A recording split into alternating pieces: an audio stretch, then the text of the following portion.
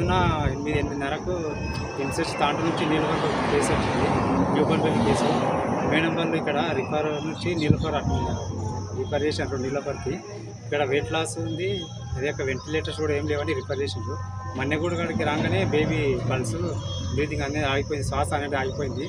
మన్నెగూడ కాడికి రాగానే సిపిఆర్ చేసి బేబీ ప్రాణాన్ని కాపాడడం జరిగింది.